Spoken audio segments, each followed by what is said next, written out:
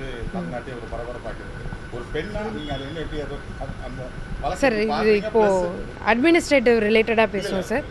Political ரிலேட்டடாக முதல் 6 கையெழுத்து o'clock. சிங்கப்பெண் அதுதான் சார், என்பதா ஒரு சிங்கப்பெண் போட்டிங்க. பெண்கள் சிங்கப்பெண் பாதுகாப்பு படையெல்லாம் போட்டீங்க. பொலிட்டிக்கல் ரிலேட்டடா கேட்கல. பாலியல் சம்பந்தமா நடந்திருக்கிறதுனால ஒரு பிரச்சனை இருக்கு. ஒரு பெண் என்ற முறை நீங்க அந்த வழக்கை எப்படி பார்க்குறீங்க? அதுக்கு என்ன மாதிரியான நடவடிக்கை எடுத்துருக்கீங்க உங்க அரசு தாவேக்கா அரசு? தலைவர் என்ன முடிவு எடுத்தாலும் கரெக்டாக இருக்கும். கோவையில் 10 வயது சிறுமி கடத்தி கொலை செய்யப்பட்டிருக்காங்க. அதை பற்றி நீங்கள் என்ன கருத்து? ஏன்னா பெண்களுக்கு முன்னுரிமை கொடுக்கப்படும், பாதுகாப்பு அளிக்கப்படும் சொல்லி தாவேக்கா வாக்குறுதி அளித்து தான் ஆட்சிக்கு வந்துட்டாங்க. தளபதி ஆட்சியில் இதுமாரி நடக்காது. சிங்கப்பெண்கள் எது கொடுத்துருக்காரு, அவங்க கண்டிப்பாக ஆக்ஷன் எடுப்பாங்க. தமிழக முதலமைச்சர் என் இனமான தலைவர் ஜோசப் விஜய் அவர்களின் எனக்கு வந்து ஒரு அமைச்சரவையில் ஒரு வாய்ப்பு கொடுத்துருக்காங்க. சுற்றுலாத்துறை அமைச்சரா அதுக்கு நான் வந்து ரொம்ப கடமைப்பட்டிருக்கேன். எனக்கு என் மீது பெரிய ஒரு நம்பிக்கை வச்சு நமது முதலமைச்சர் அவர்கள் எனக்கு இந்த பொறுப்பு கொடுத்துருக்காங்க. சுற்றுலாத்துறை பத்தி உங்களுக்கு தெரியும். சார், இதுக்கு முன்பாக இருந்த அரசுகள் பாத்தீங்கன்னா கச்சத்தீவை மீட்போம் அப்படின்றத தொடர்ச்சியா சொல்லியிருந்தாங்க. ஆனா எதுவுமே நிறைவேற்றல. இந்த அரசு என்ன மாதிரியான செயல்பாட்டுல இருக்க அத பத்தி இப்ப பேச முடியாது. No comments. வந்து தமிழ்நாட்டை ஒரு பரபரப்பாக்குது.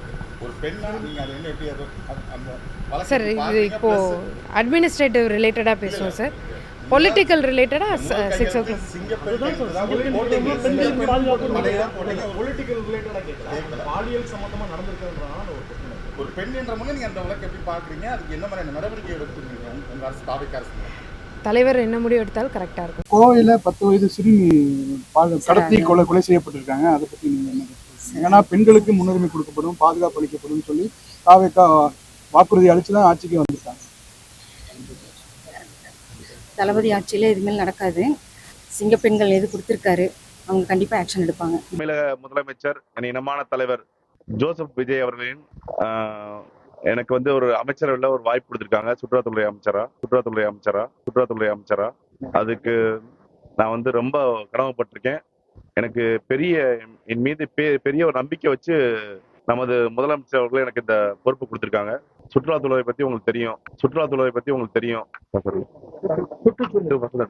சார், இதுக்கு முன்பாக இருந்த அரசுகள் பாத்தீங்கன்னா கச்சத்தீவை மீட்போம் அப்படின்றத தொடர்ச்சியா சொல்லியிருந்தாங்க. ஆனா எதுவுமே நிறைவேற்றல. இந்த அரசு என்ன மாதிரியான செயல்பாட்டுல இருக்க அத பத்தி இப்ப பேச முடியாது. No comments.